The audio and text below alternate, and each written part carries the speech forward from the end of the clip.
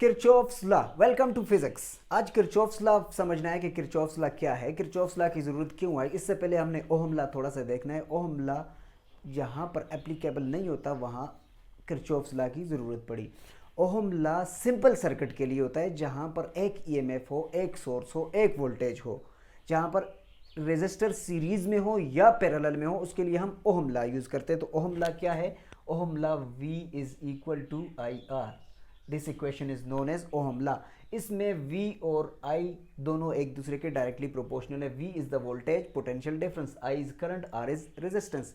Simple circuit के लिए, सादा सर्किट के लिए, सीरीज कॉम्बिनेशन या पैरेलल कॉम्बिनेशन के लिए हम ओहम लॉ को यूज करते हैं। लेकिन जब कॉम्प्लेक्स सर्किट आ जाए, एक से ज्यादा सोर्सेज हो, रेजिस्टर ज्यादा हो, ना पैरेलल में भी हो, सीरीज कॉम्बिनेशन में भी हो, लेकिन सोर्सेज ज्यादा है, जिस तरह इसमें E1 और E2 आए, तो उस केस में उस कॉम्प्लेक्स सर्किट के लिए हम किरचॉफ्स लॉ यूज करते हैं। तो Kirchhoff's law, there are two types of Kirchhoff's law. Kirchhoff's law दो किस्म के होते हैं, एक KVL और दूसरा KCL। KCL Kirchhoff's current law, KVL Kirchhoff's voltage law. पहले समझते हैं कि किरचॉफ्स करंट लॉ क्या है, KCL क्या है। तो किरचॉफ्स करंट लॉ के लिए हमने ये फिगर समझनी है। इसमें ये वाला जंक्शन है, ये करंट आ रहा है, इधर से करंट, 1 2 3 4 वायर एक जंक्शन के साथ हमने कनेक्ट किए हैं। 4 वायर्स, यानी करंट 4 तरफ से आ रहा है इनकमिंग। ये इनकमिंग टू द जंक्शन है। ये सेंटर वाला क्या कहलाएगा? जंक्शन कहलाएगा। जंक्शन वो पॉइंट जहां पर सारे के सारे आकर जंक्शन हो जाते हैं, जॉइंट हो जाते हैं, एक पॉइंट पर मिल जाते हैं, उसे हम जंक्शन कहते हैं। तो जंक्शन पर किरचॉफ्स करंट लॉ की डिफिनीशन ये है, उसकी स्टेटमेंट ये है कि sum of all the currents in a junction is equal to 0. Sum of that is, ये आ गया sigma I is equal to 0. Sum of all the current in a junction is equal to 0. इस junction में सब का सम 0 हो जाएगा। या इसकी दूसरी स्टेटमेंट हम लिखते हैं, वो ये है कि sum of all the current, incoming current is equal to outgoing current. हम लिखते हैं incoming is equal to out going. ये कौन सा करंट आ गया? I incoming is equal to I out going, यानी sum of incoming is equal to out going. ये दूसरी स्टेटमेंट आ गई। तो KCL जो है कंजर्वेशन ऑफ चार्ज भी इसे कहा जाता है। KCL जो है conservation of charge. Incoming is equal to out going. Incoming का करंट बराबर होता है आउट गोइंग का। तो सम ऑफ ऑल करंट, सबको हम जमा करेंगे, I1 plus I2 plus I3 plus I4 is equal to 0। ये सारे करंट हमने जमा किए। अब इसमें देखते हैं इनकमिंग कौन सा है, I1 है, इसके साथ प्लस आ गया। दूसरा इनकमिंग कौन सा है, I4 है, इसके साथ प्लस आ गया। अब आउटगोइंग कौन सा है, I3 है और I2 के साथ हम सिंबल लगा लेते हैं माइनस का, इसके साथ हम लगा लेते हैं minus.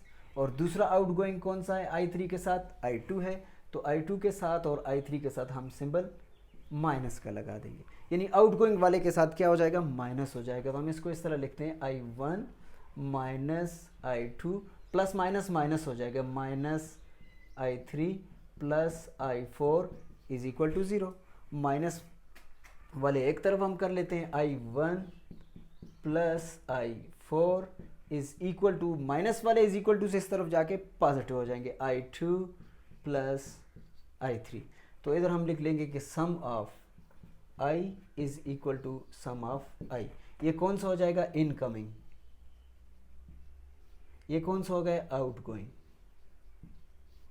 This equation is used for Kirchhoff's current law. ये sum of all the current in a junction is equal to 0, या incoming current is equal to outgoing current। एक के साथ पॉजिटिव ले लेंगे, दूसरे के साथ नेगेटिव। देखें किरचॉफ्स वोल्टेज लॉ को समझने के लिए सबसे पहले हमने इस सर्किट को देखना है। इसमें ये सोर्स EMF E1 है, ये रेजिस्टर है, ये दूसरी बैटरी सोर्स E2, ये रेजिस्टर R2, और इसको हमने इस तरह कनेक्ट किया। इसको हमने A नाम दिया, इसको B, इसको C, इसको D नाम दे दिया। अब इस फिगर में करंट इस तरह मूव कर रहा है, एंटी क्लॉकवाइज। करंट की डायरेक्शन इस तरह है, ए से बी, फिर बी से सी, सी से डी, इस तरह हम इसकी वैल्यू मालूम करेंगे। तो सबसे पहले इसके 5 पॉइंट हमने याद करने ज़रूरी है। पहला पॉइंट राइज, राइज हमेशा करंट राइज में पॉजिटिव होगा। जब भी करंट राइज होगा, ज़्यादा होगा तो हम पॉजिटिव लेंगे। ड्रॉप में करंट को हम नेगेटिव लेंगे। जब भी ड्रॉप होगा तो हम करंट को क्या लेंगे? नेगेटिव। बैटरीज, अब बैटरीज में क्या है, जब बैटरीज के छोटी साइड हमेशा नेगेटिव की होती है और बड़ी साइड पॉजिटिव की होती है। जब नेगेटिव से पॉजिटिव की तरफ करंट जाएगा तो प्लस लेंगे, जब पॉजिटिव से नेगेटिव की तरफ आएगा तो माइनस लेंगे, यानी जो सेकंड साइन आएगा वो वाला लेंगे। फॉर एग्जांपल ये बड़ी साइड पॉजिटिव है, ये छोटी साइड नेगेटिव, तो करंट इस तरह मूव कर रहा है पॉजिटिव से नेगेटिव की तरफ, तो इसको नेगेटिव लेंगे। तो ये उसका अपोजिट है, नेगेटिव से पॉजिटिव की तरफ तो पॉजिटिव लेंगे। इसलिए बैटरी के from positive to negative we get minus sign. इसी तरह इसका उलट हो जाएगा, नेगेटिव से पॉजिटिव की तरफ हम प्लस साइन लेंगे।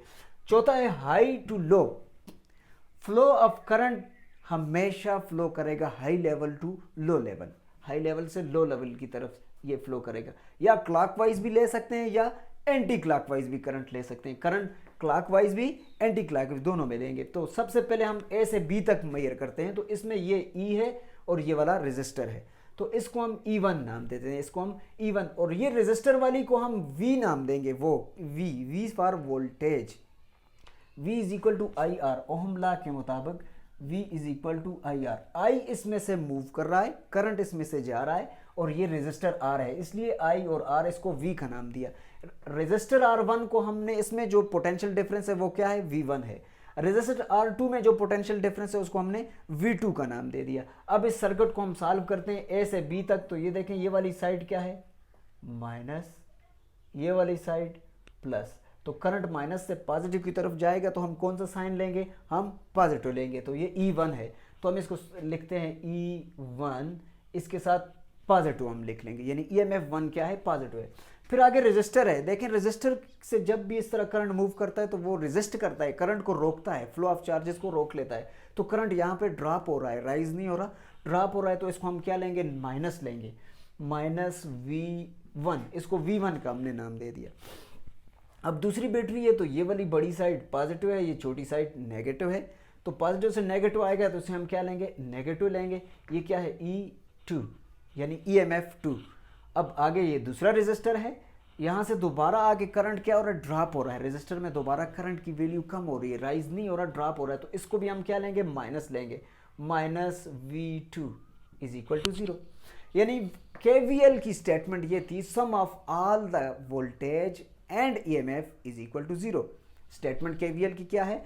सम of all the voltage and EMF in a circuit is equal to 0। किसी भी सर्किट में EMF और वोल्टेज V के जितने भी सम होंगे वो 0 के बराबर होंगे। तो हम इधर लिख सकते हैं कि sum of EMF plus sum of V is equal to 0। ये स्टेटमेंट है KVL की, EMF और वोल्टेज की। तो ये हमने इसको सॉल्व किया। अब हम इसकी वैल्यू लिखते हैं E1, V किसके बराबर? ओहम लॉ के मुताबिक IR, V is equal to IR, minus IR1 minus E2, V इधर किसके बराबर है? IR2 के बराबर है, इज इक्वल टू 0। अब हम माइनस वाले एक तरफ ले जाते हैं, पॉजिटिव EMF सारे एक जगह पे कर लेते हैं। ये EMF E1 minus E2 is equal to IR1 plus IR2।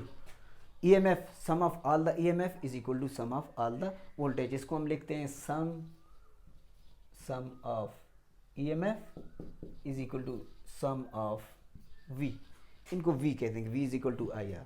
तो this equation is known as KVL। इस तरीके से हम किसी भी सर्किट को मालूम कर सकते हैं। जब भी आपने ये याद रखना है, पोटेंशियल राइज होगा तो आपने पॉजिटिव का साइन लेना है, पोटेंशियल ड्रॉप होगा तो नेगेटिव का साइन लेना है, माइनस से पॉजिटिव जाएंगे तो क्या होगा? प्लस लेंगे, और प्लस से माइनस की तरफ आएंगे तो माइनस लेंगे।